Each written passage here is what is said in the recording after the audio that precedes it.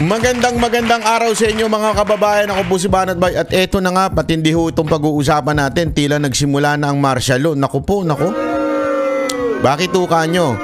Kasi marami yung nagko-komento. Ano to? Martial law na ba yung ginagawa ng gobyerno? Meron ng bagong panuntunan na gagawin daw ang gobyerno para ho pigilan ho ang mga kababayan natin mag-criticize. Naku, hindi maganda yan. Hindi maganda. Sila na ho ang magde-determine kung sino ang fake news at kung sino ang tama. Naturalmente, pagka laban sa kanila, sasabihin nilang fake news yan. Pagka kinriticize sila, sasabihin nila fake news yan.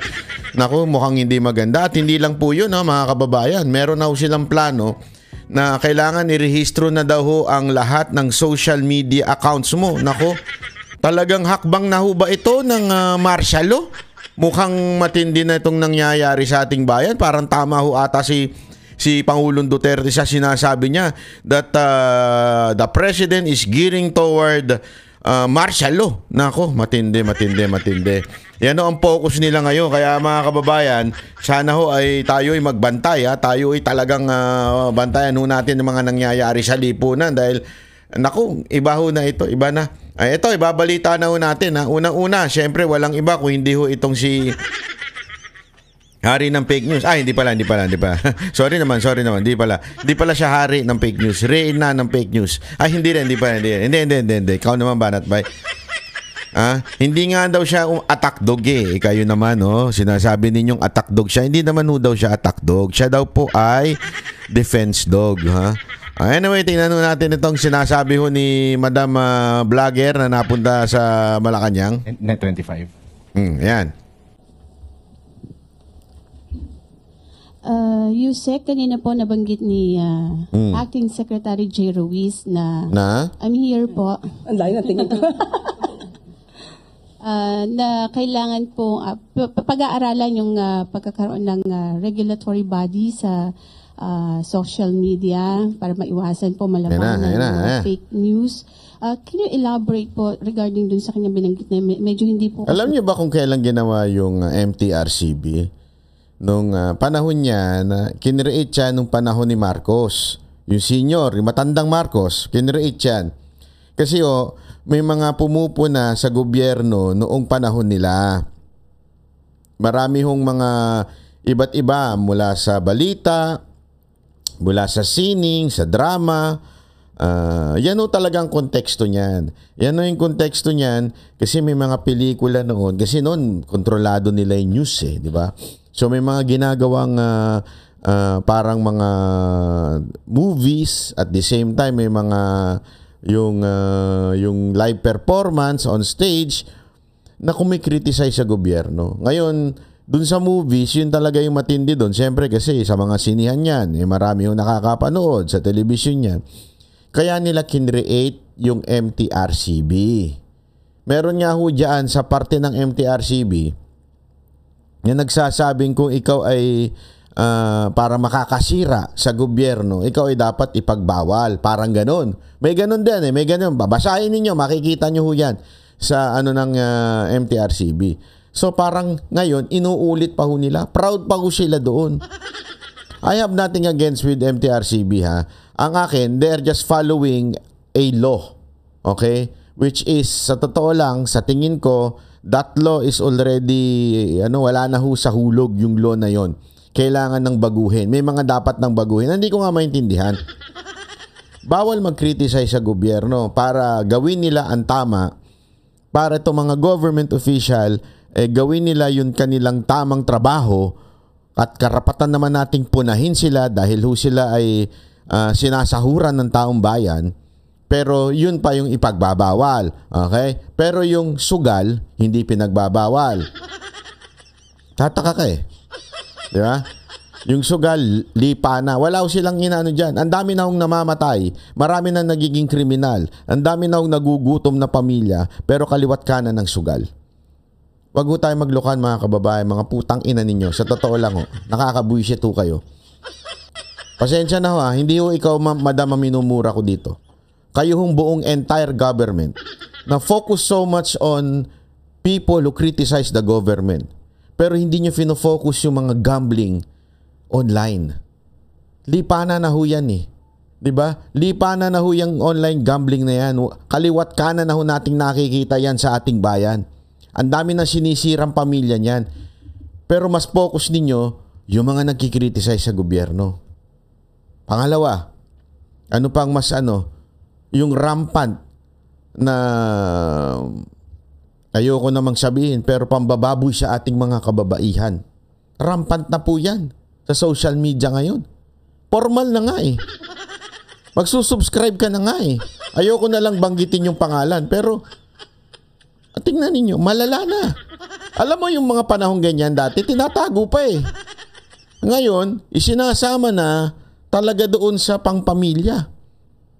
Oh, 'di ba? Alam naman ho natin yung pangalan ng kumpanya na yun. That company before what's really focuses so much on maayos na entertainment. Ngayon, wala na.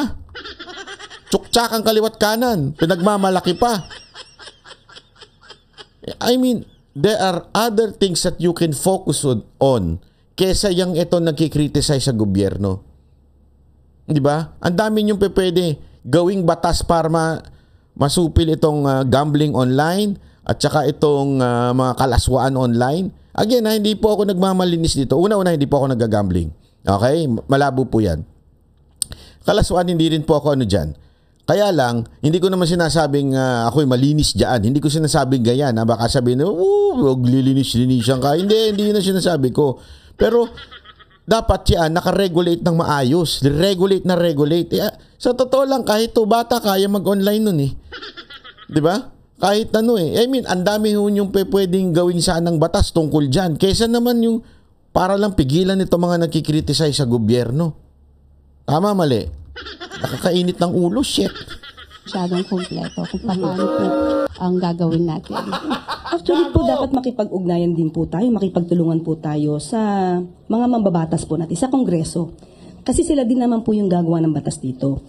Yung pong sinasabi natin na magkaroon ng regulatory body, sa palagay po namin ay napapanahon dahil tayo po sa mainstream media, tayo po ay sakop at nare-regulate po ng MTRCB.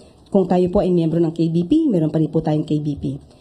So sa tingin po natin, sa ating palagay, ang pagkakaroon ng regulatory body, separate na regulatory body for the social media, ay napapanahon din po para po maiwasan yung mga pang-aabuso. Hindi po natin pipigilan yung mga opinyon na naaayon naman po sa batas, kumbaga opinyon na lehitimo. Kung ito man ay kritisismo, yan po ay dapat lang na irespeto. Pero iba po kasi yung sinasabi natin na paninira ng walang basihan at kung ginagamit man po itong mga troll army sa paninira, ibang usapin po yun. Sandali, kung troll army, bakit hindi nyo tanungin si Marcos? Siya nga mismo nagsabi niya ni. Binabati niya yung mga troll eh. May video ho siya niyan. Ba't hindi nyo siya punahin? Yung boss mo, punahin mo. Ako, totoo lang against din po ako sa mga iba't ibang klaseng trolls at pati fake news. Ako, totally against po ako dyan. Hindi ho ako hindi ako talaga pabor dyan sa mga gago na yan. Ako din, hindi rin ako pabor sa yung walang mukhang account kasi hindi kayang panindigan yung kanyang sinasabi. Hindi ako against, whether in my color or outside of my color. Ibig sabihin, kung political, same kami ng politika.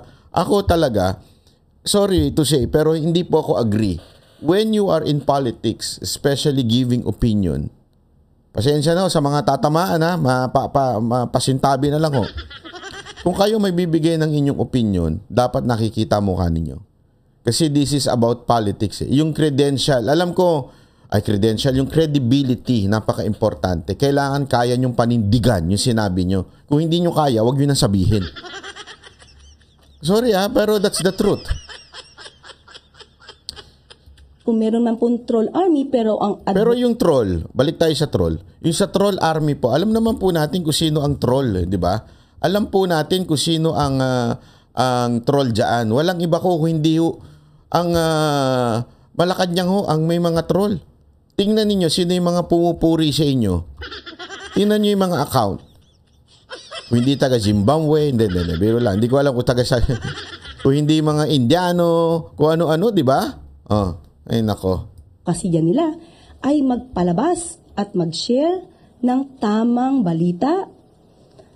Hindi po yun pipigilan. Ang pipigilan lang po natin ay maabuso dahil po kapag po naabuso ito, mayroon po itong effect sa taong maaaring siraan, maaari ang mga organisasyon, ahensya na maaaring siraan na walang basihan. Malaki pong impact ito, lalo na kung paniniwalaan ng mga tao. So mas maganda po talaga na magkaroon. Yun lang po ang aming suggestion. Matuloy po sana at magkaroon talaga ng regulatory body para din po malaman natin ang bawat isa kung content creator ito, vlogger, blogger, malaman din po natin yung identity at hindi sila nagtatago sa mga dummy accounts. Ganun po. Sa tingin niyo po yung ginagawang hearing ngayon ng Quadcom ba yun or Tri-Committee sa Kamara, tamang-tama para maipurso po itong pagkakaroon ng regulatory body kung sabi niyo nga kailangan dumaan sa paggawa ng batas? Opo, napapanahon po ito dahil hindi na po biro yung mga ginagawa po ng mga troll armies. Sabi nga po natin, kapag ka po kasi binabayaran lang ang mga tao para magsalita ng paninira ng walang basihan, hindi po yung freedom of expression. Kasi binubulungan lang sila ng taong nagpapasweldo o nagbabayad sa kanila. Hindi daw freedom of expression yung taong nagbubulong sa kanila at ang sakit sa bangs nito, no? Imaginein mo, abogado to. Imaginein mo, abogado mo to. Talo ka sa kaso talaga. Ewan ko sa'yo. Ate, paano ka nanalong abogado? Ay, paano nanalo? Nanalo parang loto, no? Hindi. Paano ka naging abogado? Kasi ganito, sinasabi niya, hindi na daw freedom of expression yung may nagbabayad sa'yo tapos may sasabihin ka. First of all, I am against doon sa binabayaran tapos sasabihin ka. Never ako nagpabayad at the same time mga kasamahan kong banateros. I'm speaking for my group. At the same time, mali pa rin yung sinasabi mo. Bakit kanyo? It is not kung sino nagbabayad sa iyo, sino nagsabi sa iyo, whether saan galing yan, sa asawa mo, sa jowa mo, kung kanino mang animal lang galing yung opinion mo, it doesn't matter. What matters is yung kung ano yung sinabi mo. That is your freedom of speech. Ngayon, it can be libelous. I understand. Pwedeng maging libelous yan. Pero, freedom of speech mo pa rin yan. Karapatan mo pa rin magsalita. Ngayon, kung iyan ay libelous na, ibang usapan na po yun. Pero anong ibig sabihin ko? Yung content ang basihan ng freedom of expression. Hindi yung kung sino nagsabi sa'yo, sino nagbayad sa'yo. Diba? Hindi yun. Ano ba ate? Saan ka nag-aral? Porket may nagbayad na sa'yo, halimbawa lang, porket may nagbayad sa'yo, tapos may sinabi ka, hindi na freedom of speech yan. Bakit? May nagbayad sa'yo eh. Ang freedom of speech, ang basihan nun, kung ano yung sinabi mo. Kalayaan mo pa bang sabihin yan? Ngayon, kung kanino mang animal lang galing yan, kalayaan mo pa rin yan. Pambihira naman to si ate. Kairita ka. High blood na nga ako, na high blood pa ako sa'yo. Ano ba talaga yan? Ito, ulitin natin. Tamang-tama para maipurso po itong pagkakaroon ng regulatory body kung sabi nyo nga kailangan dumaan sa paggawa ng batas. Opo, napapanahon po ito dahil hindi na po biro yung mga ginagawa po ng mga troll armies. Sabi nga po natin, kapag ka po kasi binabayaran lang ang mga tao para magsalita ng paninira ng walang basihan, hindi po yung freedom of expression. Kasi binubulungan lang sila ng taong nagpapasweldo o nagbabayad sa kanila. So, kakaiba po yun sa tinatawag nating freedom of expression. Ma'am, ano lang po, since medyo... Hindi na daw freedom of expression yun kasi binayaran ka na. Hindi. Mga kababayan, ako magtatanong sa inyo. Correct me if I'm wrong. Kayo na magsabi. Kahit kanino pa galing yan. Hindi dapat ang basehan ng freedom of expression kung bayad ka o hindi ka bayad o dinikta ng asawa mo yan, dinikta ng jowa mo yan, tinuro ng kaibigan mo yan. Hindi yan ang importante doon. Freedom of expression, basta may sinabi ka, yan ay kalayaan mong sabihin. Hindi importante kung kanino galing yan. Hindi yun ang basihan ng freedom of expression. Ano ba te? Ngayon, ibang usapan yung libelous. Kung ikaw libelous o pumasok ka sa defamation, ibang usapan na yun. Pero hindi, ay naku, ewan ko. Ate, gusto ko nang iumpog yung ulo ko dito sa pader. Nakaka-high blood ka sobra. Baka matagalan pa po kung magkaroon ng batas, hintayin natin. Ano po yung mga immediate na mga plano ng PCO para malabanan ito? Meron na po ba tayong mga ebidensya, mga documented na magpapatotoong itong mga vloggers na itong particular na lumalabas sa document, talaga pong mga troll armies ito, mga fake news lamang yung kanilang ginagawa at sinasabi. Kasi i-separate natin yung troll army sa fake news. Kayo naman pag nagtanong din ang sabit nyo rin humihingi ka ng ebidensya about fake news. Ang fake news kasi, mga kababayan, yan ay depende sa nilabas ng tao. Kung yan ay makukonsider na fake news o hindi. Depende sa nilabas niya. So, yung sinasabi mong ebidensya, iba yan. Okay? Pero itong tamang tanong mo, may ebidensya na po ba kayo that there is such thing as the troll army fighting against the government? That's the right question. Hindi yung paghahaluin mo yung troll at saka yung fake news. Depende. Ito kasi masyado silang generalize Basta political vlogger na kalaban ng gobyerno, fake news. Tarantado, hindi ganun. Sorry, hindi kayo minumura ko. Hindi kayo minumura ko, ha? Pero katarantaduhan po kasi yung ganong klaseng statement. Sasabihin mo na basta fake news. Hindi. Ang tanong dapat per issue. Ito bang issue na ito ay fake news o totoo? Etong sinabi tungkol kay J. Ruiz na siya ang representante na pumirma doon sa 206 million, yan po ba ay totoo o fake news? Dapat per issue ang tanong ninyo about fake news. Yung pangalawa, meron na ba kayong ebidensya about trolls? Asan? Nakakita na ba kayo ng opisina? Meron po ba kayong nahuli? Meron po ba kayong data na talagang may troll? Asan ang ebidensya nyo? Yun ang tamang tanong. Bihira kayo. Tagal nyo na dyan sa Malacanang. Malacanang Press Cartel, ha? Yan pa rin ang tanungan ninyo, ha? Pang ano pa rin? Pang grade 1. Actually, syempre po, bago po tayo magbintang, alam naman natin, we have to presume them innocent until proven guilty. So, ang bawat isa po, kumbaga, i-verify muna po yan bago sa atin sabihin, ay, parte ka ng troll army. Kasi wala pa po tayong batas patungkol sa sinasabing troll army. Ito lang ay mere description kung paano yung kanilang ginagawa. So, pagka po yung pala, wala pa pala Banggit kayo ng banggit, wala naman pala. Description, wala pa, hindi pa maayos. Parang hindi rin to abogado no? Let's say po, tayo nagsasalita dito, at sandamakmak na po ang kumakalaban at nagpapakita at nag-provide. So troll army na yon. Kung kalabanin na sinasabi mo? Oh my golly, what kind of person is this? Na mali. Mapapansin niyo po, kahit yung ibang mga organisasyon ay nagpa-fact check. So kung kakayanin po ng ibang mga pribadong ahensya or korporasyon na magkaroon at magsagawa ng fact-checking, ganun din po ang gagawin ng PCO. Pipilitin po nating maayos po kasi yan ang kanilang perception Madam, let me clarify this, ha. Hindi porket galit ang tao sa inyo, troll na. Galit ang tao sa inyo dahil palpak kayo. Palpak ang gobyerno. Gutom ang tao, kaya galit ang tao sa inyo. Malala ang krimen sa Pilipinas, kaya galit ang tao. Tapos pag nag-comment ang mga taong this is real people commenting. OFW, real people commenting, sasabihin nyo, fake news. Kung hindi fake news, troll. Diba?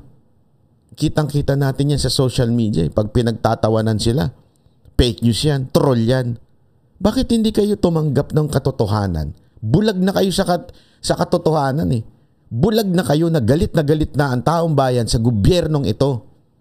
Bakit? Gutom na Ang taas na ng bilihin. Ang hirap ng mabuhay sa Pilipinas. Ang taas ng bilihin, putang inang traffic yan, yung safety pa nila ay nakukompromiso na kaliwat kanan na makikita mong adik, pati sa social media. Dati nga sa karsada lang nagkakalat ang adik, ngayon pati sa social media na. Hindi ka ba magagalit? Tapos pag nagalit kami at nag-comment kami sa mga politiko namin, sasabihin nyo, troll? Paano maayos ang bayan natin? Kesa na makinig kayo sa mga Pilipino, sinashut off nyo lang by say, troll lang yan, basher lang yan. Leche, hindi basher ang mga taong nagsasabi. Naggalit na sila sa gobyerno, hindi basher yan. It's a reality na ayaw ninyong tanggapin. Kakainis kayo, gigil kayo ha. At mas isagawa na maayos. So far po wala pa kayong na-verify na masabi na ito talaga ay nagpapakalat. Wala. Wala nga sila may pakitang ebidensya eh. That there is such thing. Kasi when you say it's a troll, okay? Ibig sabihin, yan po ay grupo ng mga tao hired. Okay? They are hired. They have office. They have fake accounts. Fake, yung mga cellphone nila ay mapakarami. Compare sa isang tao lamang ay ginagawang, ewan ko, 10, 20, 50 na account. Tapos yan sila, magte-text sila o magme-message sila doon at babanat sila. Diba? Yun na masasabi mong troll. Kaya nga tinatanong nyo nung reporter may ebidensya na po ba kayo? Meron na po ba kayo nakita? Meron na read na may troll? Tingnan mo, bukas magkakaroon na yan.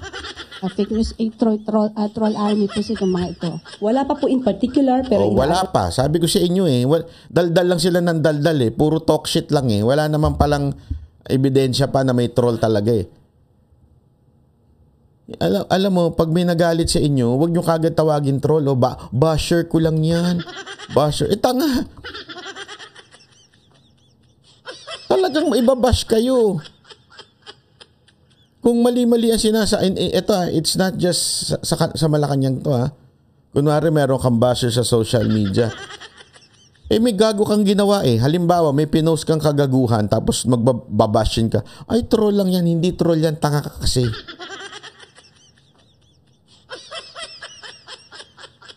May mga nakikita pa ako eh. Naghiwalayang magjowa dahil sa third party.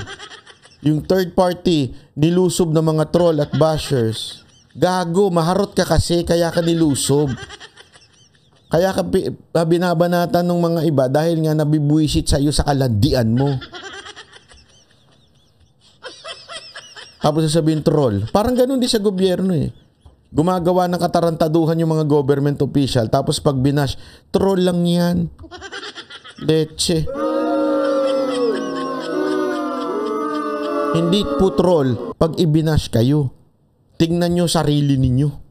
Po namin, kaya po yung mga ibang mga sinasabi nating fake news ay atin pong sinasagot hanggat sa makakaya natin. So hindi naman din po kayo kabilang doon sa mga masasabing nagpapakalat din ng fake news since wala naman po palang mga verified batayan yung inyong mga sinasabi. Ganito po yan. Parang ano yun may pagka-sarcastic yung tanong ni ate. Dali. Tingnan mo hindi niya na-gets. Pero may pagka-sarcastic yung tanong ni ate. Kasi parang sinasabi niya, so hindi kayo dapat matawag ding fake news. Kasi wala rin kayong basihan na sinasabi niyo may troll eh. Sino kaya to? Hindi niya na-gets Hindi niya na-gets yung tanong. Ulitin natin gawin ng PCO. Pipilitin po nating maayos po yan at mas isagawa na maayos. So far po wala pa kayong na-verify na masabi na ito talaga ay nagpapakalat ng fake news. Ayun. So wala pa pala kayong na-verify na ito'y troll or nagpapakalat ng fake news. Sabay ito yung tanong Troll army po itong mga ito. Wala pa po in particular pero inaaral na po namin kaya po yung mga ibang mga sinasabi nating fake news ay atin pong sinasagot hanggat sa makakaya natin. So hindi naman din po kayo kabilang doon sa mga masasabing nagpapakalat din ng fake news. So hindi po pala kayo kabilang doon sa nagpapakalat ng fake news. Bakit? Okay, ito ang sagot niya. Wala naman po palang mga verified batayan yung inyong mga sinasabi. Kasi wala naman palang batayan yung mga sinasabi mo. So, hindi pala kayo pwedeng ihanay sa mga nagpapakalat ng fake news. Good job, ate. Good job. Good job ka. Ito po yan. Pag sinabi po nating fake news, alam niyo po na Nalito tuloy siya sa sagot niya. meron na kayong naging basihan. Fake news, alam na natin kasi may dokumento. Halimbawa, sinabi ko po, si Miss Pia Ang gulo na ng usapan nila. ay dalaga. When in fact, there's a record na she's married. So, sinabi ko, dalaga yan. Is that fake news? Of course, kasi may batayan. So, bago naman po namin sabihin na fake news, dapat meron po kaming batayan. Thank you po. So wala kang ang batayan. Kawawa. Ewan ko sa'yo. Gulo mo kausap. Bigyan nga ito ng 20 pesos. Bumili siya ng kausap. Kami ang boses ng masa, hindi natatakot. Katotohanan lang, di kami nalulunod. Walang bahid ng sismis, lahat ay totoo. Kahit sino ka pa, pag mali ka babanatan ka. Walang pinipili kulay, wala kaming kinikilingan. Basta para sa bayan, kami lalaban. Pagdama palakpakan, pag mali banatan. Di matitinag, di matatakot, para sa bayan tuloy ang sigaw. Sa harap ng kamera, walang halong takot. Mga baluktot, lahat kayo'y tutumba. Ang hustisya at totoo, yun lang ang mahalaga. Kahit sinong harang, di kami matitinag. Walang pinipiling kulay, wala kaming kinikilingan. Basta para sa bayan, kami lalaban. Pag tama palakpakan, pag mali banatan. Di matitinag, di matatakot, para sa bayan tuloy ang sigaw. Kung nasa tama ka, ikaw ay aming kasama. Pero pag mali ka, handa ka na bang mabasag? Banateros kami, walang inuunan. Dahil bayan muna, bago ang sarili.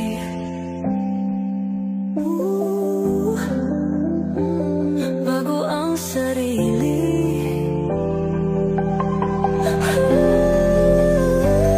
Pag tama palakpakan, pag mali banatan. Banateros ang sigaw, katotohanan ang laban.